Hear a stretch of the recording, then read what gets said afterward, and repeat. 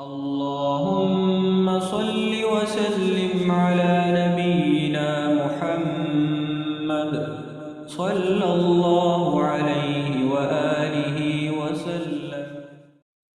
أصبحنا وأصبح الملك لله رب العالمين. اللهم إني أسألك خير هذا اليوم، فتحه ونصره ونوره وبركته وهداه، وأعوذ بك من شر ما فيه وشر ما بعده. أصبحنا وأصبح الملك لله رب العالمين.